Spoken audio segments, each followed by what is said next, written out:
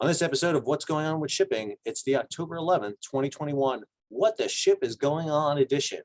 We're going to look, how did we get here? Why supply chains are so wrecked? We're going to follow up on the Orange County pipeline investigation. We're going to look at the rising escalation price of ship fuel. We're going to look at backlogs in English ports. And then finally, we'll have a follow-up on the instance of rape during the sea tour with the U.S. Merchant Marine Academy. All that on this episode of What's Going On with Shipping.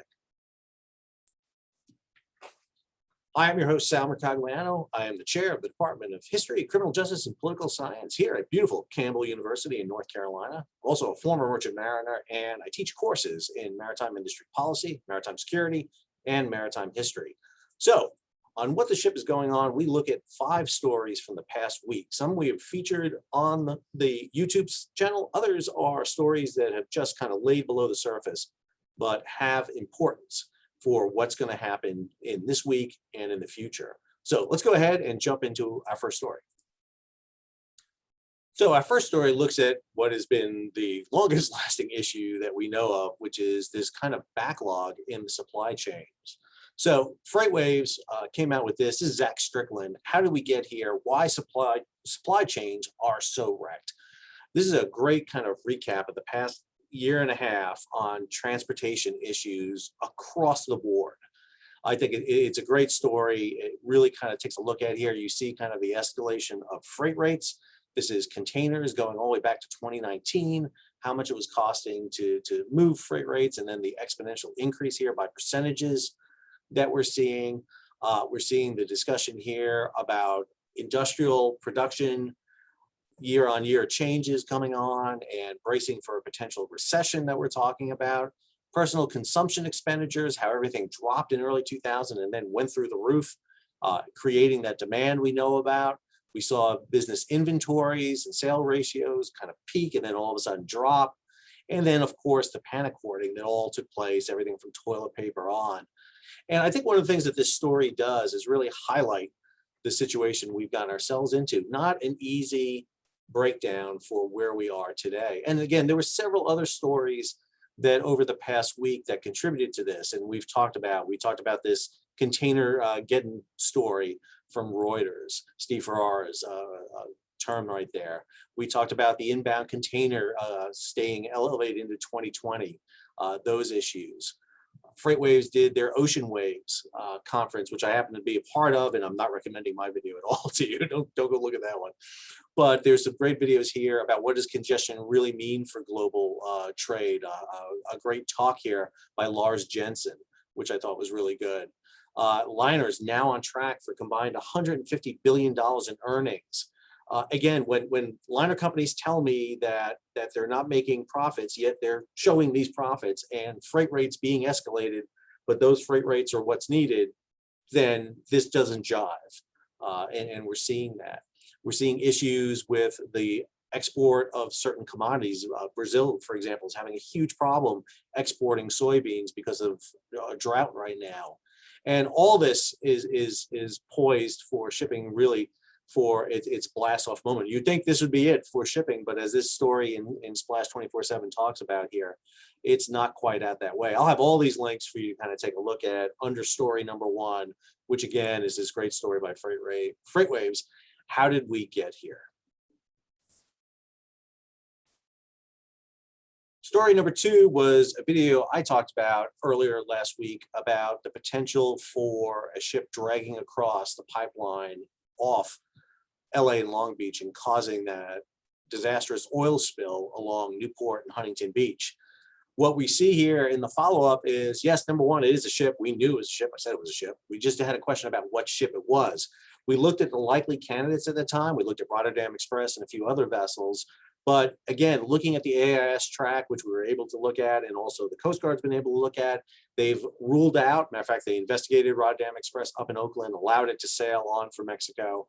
And now what they're looking at is several events that happened in the past, and particularly a wind event that took place in January that had it. This is a Mike Schuller story here on G Captain that kind of followed it up here and goes in some detail and talks about this a little more, including a press conference by U.S. Coast Guard Pacific Southwest. I watched this press conference. I have a few issues still with it. I take Marine Exchange Southern California to task, along with the U.S. Coast Guard to task on this. One of the things the lead investigator for the Coast Guard said was the vessel traffic system that's operated by Marine Exchange is fantastic. It tracks vessels, it sees vessels. Then why did nobody see, number one, that these vessels were dragging in January? Why did no one investigate the pipeline since then? The pipeline was investigated in October of 2020, yet it wasn't investigated after this wind event where potentially several ships may have dragged across it. We know that the pipeline was dragged. It was laterally moved,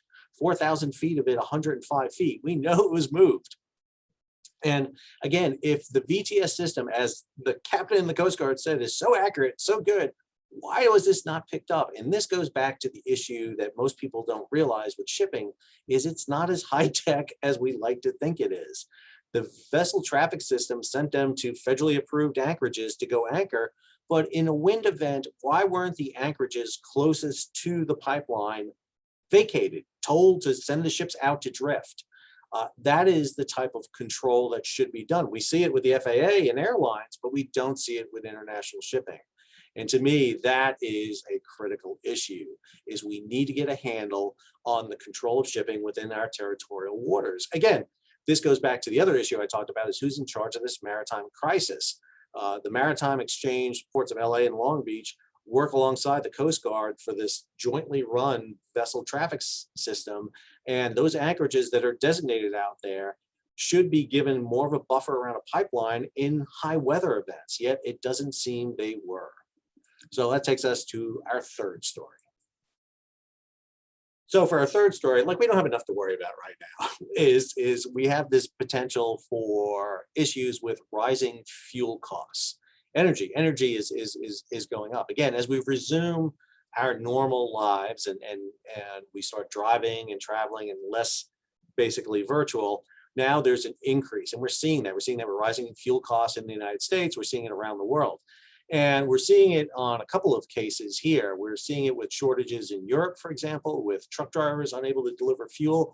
But here's a story from Greg Miller talking about, from FreightWaves, yet another worry: price of ship's fuel is now highest since 2014. This has to do with the fact that we've transitioned fuels. In 2020, we went to this very low sulfur fuel oil, which wasn't a problem during early 2020 because all of a sudden demand was down for vessels, because consumer demand was down. Now that consumer demand is up through the roof, there's more demand for this fuel. And what we're seeing is a spike in these fuel costs. And that means, again, more costs for freight, especially for the vessels sitting in the anchorages, which are running their engines. They just don't turn off their engines. They need the engines to run now they don't need their main engines, they're running off auxiliary engines for ship's power, but a lot of those container ships need to run reefer units, refrigerated units, they need a lot of power. And so they're still burning fuel. And so one of the things we're seeing is this escalating fuel costs. And again, we're seeing this across China, where China's energy crisis is hitting everything from iPhones to milk. This is a Bloomberg story in GCAM that talked about this. And then here's this Splash 24/7, Sam Chambers talking about China's coal shortage becoming more acute. Fuel, power, electricity, all of that is becoming a more and more of a vital issue.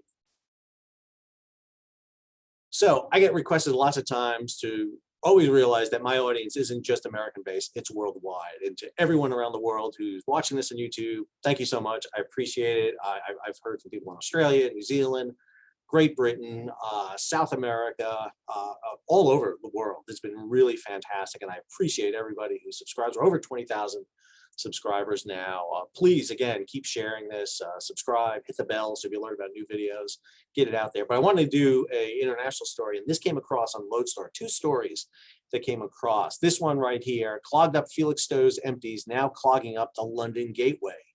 And just as we've been seeing with issues in American ports, particularly on the West Coast, with Empties not being shipped out, we're seeing that right now. This story, again, this is a October 8th story here by Gavin Van Marl talking about that, dealing with this issue. There's another story that was really even better for me that I enjoyed.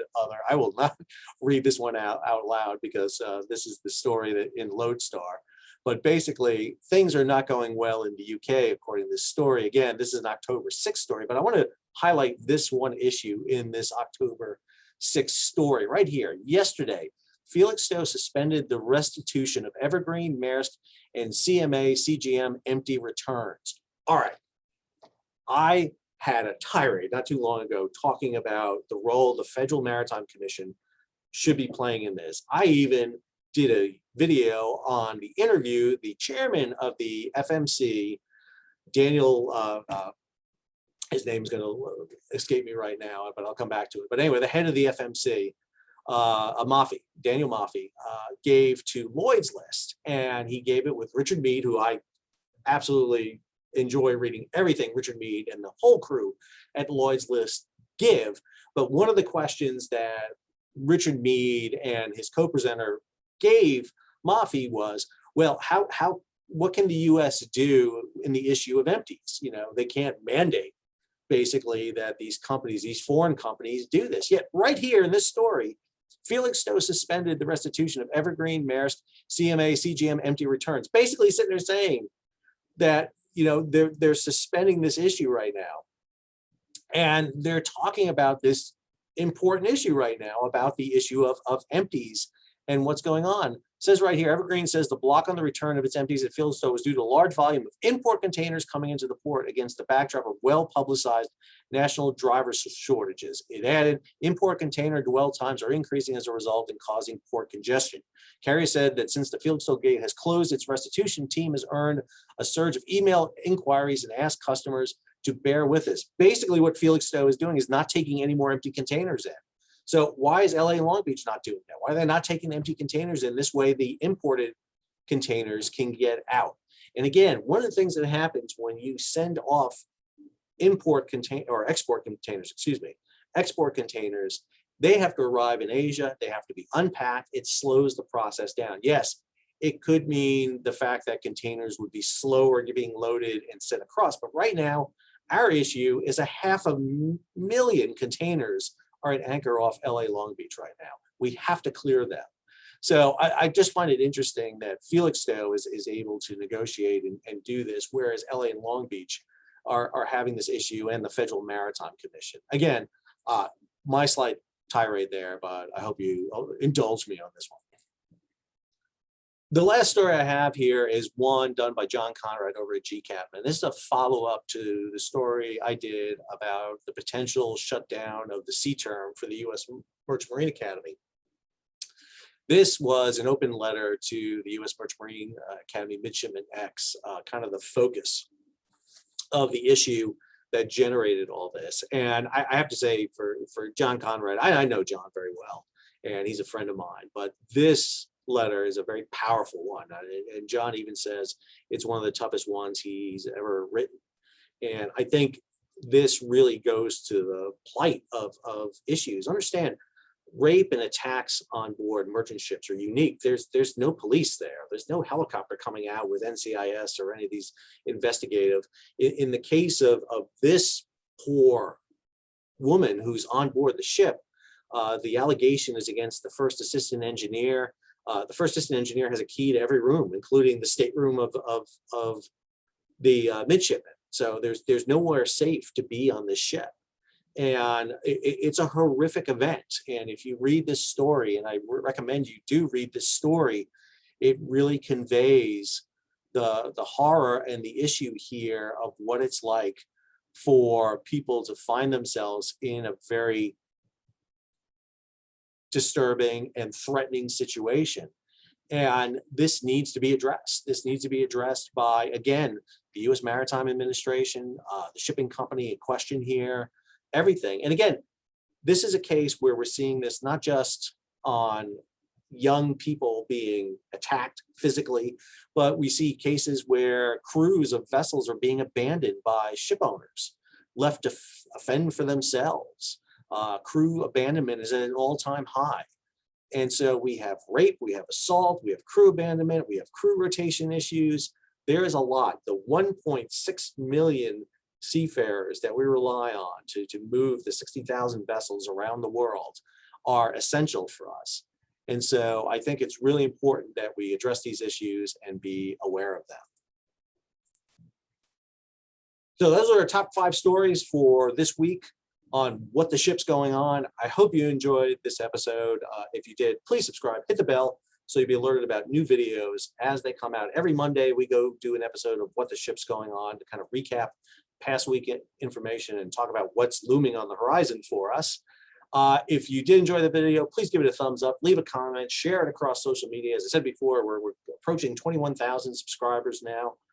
Really doing a great job getting it out there. I really appreciate it. And if you're finding shipping to be the thing that you like the most, then right now, if you jump on it as soon as possible, no telling if this is sitting there in a ship off of LA and Long Beach right now, but Lego has come out with this, the RMS Titanic. That's right, RMS Titanic can be built by Lego. It is a massive piece, 9,090 pieces, just absolutely fantastic.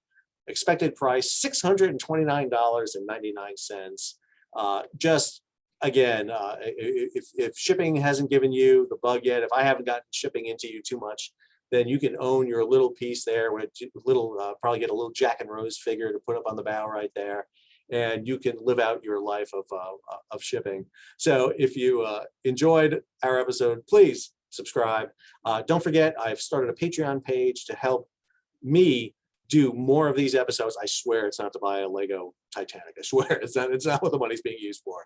I asked my wife for that one, not for you all for that. But Patreon helps me devote time to this, improve the quality of my videos with equipment and editing material, and also give me literally the time to do the research I need to do these stories. So until our next episode, this is Sal signing off.